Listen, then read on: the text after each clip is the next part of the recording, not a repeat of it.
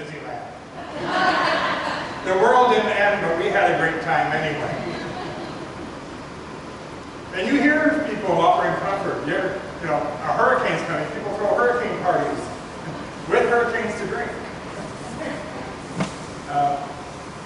That was just off the top of my head. But when I sat down to write this sermon, I wanted to share a little story with you. Something interesting happened on Tuesday night. Well, it was interesting to me anyway. Someone asked why we were not calling it Grandma's Table anymore. And it was a legitimate question. The flyers were cute, right? They said Grandma's Table in big bold letters, and then in small subscript underneath it said a free community meal. But the concept is, and it kind of goes with branding, if I'm new and I see a flyer that says Grandma's Table, I'm not going to read anymore because it's not about me. But if I see a flyer that says free community meal in big bold letters, I know that it's for everyone. Now some people have a hard time with it, so we still keep the little logo of Grandma there, so those who can associate the logo with the words, they still know what it is. But a second interesting thing happened on that evening. Someone said, how is it I've been in this community for over half my life and I don't recognize half the people here? I think it might be working. That was the whole point. We had a table full of young people I've never seen before. I think they were influenced by you somehow, but we definitely invited them back. We had another table of 3 young people. I don't know if their parents were volunteering or what, but I'd never seen before. But there were new conversations happening, new people meeting, and people were fed. Oh, that's the important part. People were fed. So what does Isaiah say about all that? For I'm about to create new heavens and a new earth. God is up to something new. Now, even in the gospel, so ringing of despair, there is something new and exciting happening. The gospel is so relatable. We all know the end of the world as we know it is coming to an end. The end of the world is coming. The end of the world as we know it has already ended, and it'll end again. The end of the world as we know it happened yesterday, it's happening today, it's happening tomorrow. The world is always ending and renewing and reviving and changing. Sometimes it's a little fast for us, we have to play catch up. It's interesting, in Luke's gospel, the temple is basically a positive place. We see this evidence throughout his gospel. Simeon enters the temple guided by the Spirit. The temple is a sacred space of fasting and prayer. Jesus is found in the temple at a young age, learning and listening to the elders, and people are amazed at his intellect. And Jesus even stops and sets the temple apart to say, this is a house of prayer, not a place to shop. So we're supposed to be shocked, actually, when Jesus proclaims the temple will be turned to rubble, and no stone shall remain upon another. So did Jesus' prediction come true? Did it? Yes. I see somebody's nodding his head yes in the back. But no stone shall stand upon another? Not entirely true. There's some stones left. Some stones are left. There's a whole wall left. The Temple Mount still stands. But I think more importantly, in spite of dire forecasts and predictions, what does Jesus do? He continues to teach in the temple. One scholar points out, quote, as revolutionary as his actions may have appeared, Jesus continues to go to the temple daily to teach. His action was clearly meant to be more symbolic than revolutionary. Perhaps his content here is also meant to be more symbolic. Some scholars claim that Jesus advocated for a restored temple during the time of his, during the end of the world. In some ways, this selection is less about the temple's destruction and more about Jesus' followers and how they should react to persecution. Be prepared to testify, but don't prepare in advance. Depend on Jesus' wisdom. Oh, family breakups are going to be a part of this, but persevere. Jesus says, do not prepare your argument in advance, for I will give you the words needed. I couldn't help but think of that old hymn, sing them over to me in those wonderful words of life. Let me more their beauty see, wonderful words of life. Jesus speaks of trials and tribulations and the tests his followers must endure. And yet he says, trust upon me and I'll give you the words and the way to push through, to persevere, to be a witness in a time of tribulation. Now, many of us can't understand what the trials and tribulations might be like, or were like, or how they will manifest in our future. But think of it this way. Jesus says families will be pitted against families. I think that's church. If you don't believe it, I can assure you, it has come to pass over and over and over again. We are family, and families don't always get along. What are the worst days for a family to get together? Weddings, funerals, holidays. The in-between time we do pretty good. But sometimes the worst comes out of us in those days. Now it's funny, the book of Acts speaks of it. Families breaking apart. Paul's letters speak of it. An integrated church speaks of it. Women in the pulpit speaks of it. Accessibility to our buildings speak of it. Anything that was new to the church, families and churches split over. All these dire predictions Christ predicts as part of being a living church.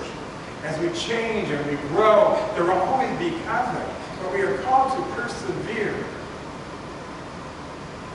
But more importantly, the persecution that will come, even from family members, will become an opportunity to witness.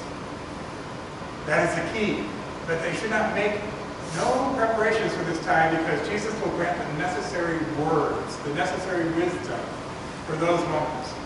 And in Luke's gospel, the word wisdom occurs more than in any other of the three gospels. And though there were dire predictions for the church as we know it, we are called to stay in the temple and teach.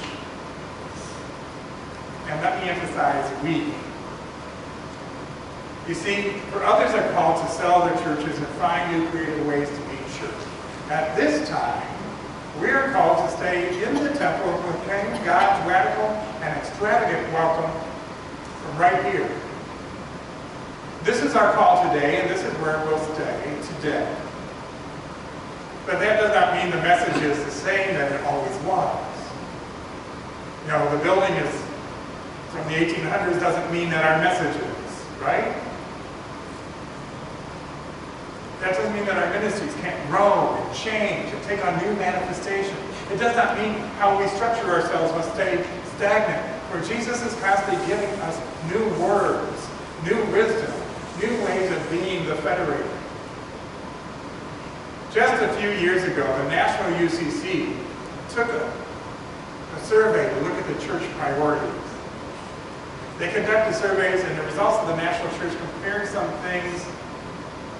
And what we're doing here today, quote, a survey of 4,000 constituents of the church reveals that they are like-minded about the UCC's top issues and what they should be doing going forward. What we learned from both surveys is, as a denomination, we are on one accord with the future priorities and issues. These were the 5 areas where people said we should place our focus. Climate change, racial justice, income equality. Those are the top 3 issues by 2 of the groups. The first group was primarily age 40 and under, and the second group was all ages. And the other 2 issues that came up were immigration, justice, and religious tolerance. Now, we seek to do our part in education and fighting climate change through our Green Team and all their efforts. Income inequality we seek out through working with the Economic Mission Group of the New Hampshire Conference and through our own mission work of Food Pantry, Kids Covered, and our community meals, to just name a few. We help with the efforts of immigration justice by partnering with the Good Shepherd Church in Arizona, and their refugee work and other opportunities are presenting themselves all the time. Religious tolerance we seek through our connection with the New Hampshire Conference of Churches and the World Common of Churches. Yes, we have those connections. do. There is so much more, and it's layered among individuals and congregational and denominational levels, all working to do outreach and to welcome people in, to understand what it means to be Christians and to love one another. That is the voice of wisdom that Luke speaks of. Otherwise, there's no way that 4,000 people could agree on any one thing. Honestly, that is a miracle in itself, especially in the United Church of Christ. Luke's primary distinction from the other Gospels in the second half of the story happens in verse 15. I will give you a mouth and wisdom, unable to be contradicted. As in Israel's tradition, wisdom has her children. An allusion to John the Baptist and Jesus, the latter of which was a child, one of whom grew in wisdom and divine favor. Only within the Gospel of Luke is the wisdom of God a speaking agent. God's wisdom will allow the persecuted followers of Jesus to speak when the time comes. Jesus says that he will provide the wisdom during that time, a wisdom in Lucan tradition that is even greater than Solomon's. We find more evidence of wisdom role in Luke's sequel, which is Acts, a commentary on Luke's gospel. In Acts, Stephen is the one who spoke with wisdom and spirit and remained unchallenged by representatives from the synagogue of the formerly enslaved. Furthermore, Stephen's speech provides additional examples. And then Joseph and Moses of those who expressed God's wisdom and received favor from rulers like Pharaoh and the Egyptians. Wisdom indeed has her children. And I believe that we can see with a clear vision God's wisdom at play in the Christian church today. And I believe this congregation has known and still knows how to listen to that voice of wisdom. I believe it's essential that we continue to move in this contemporary world where to this day temples fall, families are torn apart, all in the name of Jesus. Sometimes it could be almost humorous if it wasn't so painful, for we stand in opposition to many churches and many of the faithful.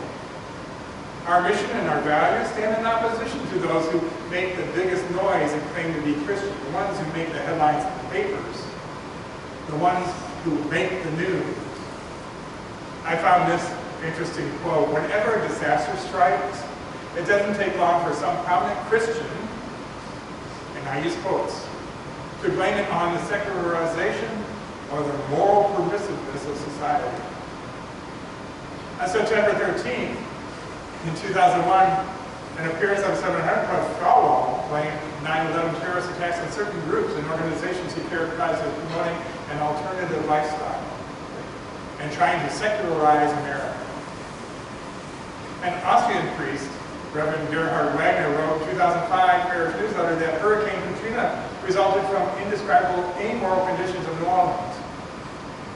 And recently, the West Baptist Church has attained notoriety for this line of thinking.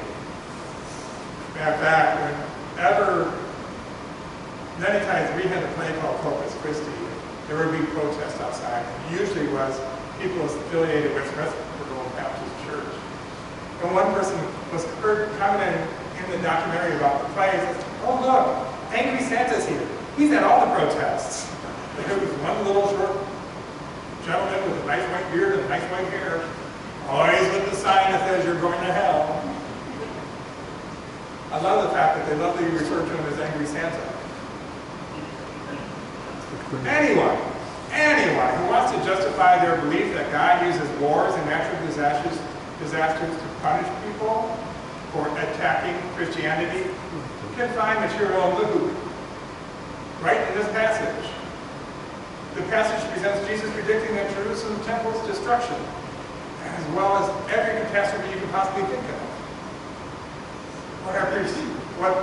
That are preceded by an intense persecution of Christians.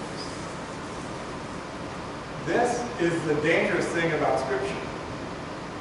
If one is not listening for the voice of wisdom, and if one is not speaking love, then most likely, they're not following Jesus' teaching or the Spirit of it. If you were taught that because there was a disaster, God is angry and God's wrath is falling upon us, that's not really a Christian teaching. We have grown and we have moved and we have chosen to listen to the voice of wisdom. And the voice of wisdom says we must lead with love first. If you read the Acts of the Apostles, if you read the lives of the saints, if you look at how we choose to respond to our community's needs, how we choose to respond to our community needs, we must lead with love first. We are leading with love first, for love is the voice of wisdom. Love is the core message of Christ, and love is the core lead of the church. So, what I'm just saying is, everything Jesus predicts here is not the core message. Remember, Jesus says, you will always have floods, and famine, and war, yet I will be with you. That assurance of God's faithfulness to us in the face of difficult times is the real concern of the passage. Jesus details the persecution that his followers can expect to face: arrests, persecution, trials before government and authorities, betrayal by family and friends, hatred on the account of Jesus' name, and even execution. Throughout his gospel, Luke depicts Jesus as a prophetic figure who risks rejection and death as a result of his prophetic message. Anyone who follows Jesus can expect the same hostility that Jesus and Israel's great prophets endured. Indeed, the Acts of the Apostles provides numerous examples of early Christian leaders facing precisely this sort of trouble. But does Jesus and Luke tell his audience that they should blame another person or a different group, or their society, or their enemies? No. He says that persecution is an opportunity to testify. It's an opportunity to lead with love first. It is through our ministries and our connection to the community. Heck, it's how we support each other in times of needs. And this church does that really, really well.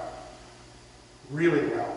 If anybody is sick, if anybody's hurt, if anybody's fallen, even if it's just missed a step, I swear I hear about it within a few minutes.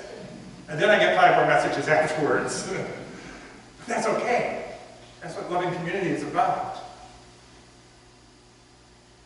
I believe it is truly because we listen to the voice of wisdom. We lead with love and we act upon it. And then we go one step further and we share it outside of the walls. The hymn that we're about to sing says they'll know we are Christians by our love. And this community here does. They know that. They may not come through these doors, but they talk about it. They may not come through these doors, but they know if they are in trouble, they can call this office. We can't always help them out financially, but we do have 150 phone numbers and a lot of connections where we can get somebody connected to something that they need. If we continue to lead with love, if we continue to do anything we do out of love, whether it be a simple fare or a raffle, when they see us together having a good time and loving each other, they think we're up to something and they want to know more about it. Keep your faith. Keep leading in love. And they'll start coming through those doors again. I truly believe that. Amen. Now please rise and bow your spirit and out of your blue book, sing number 50.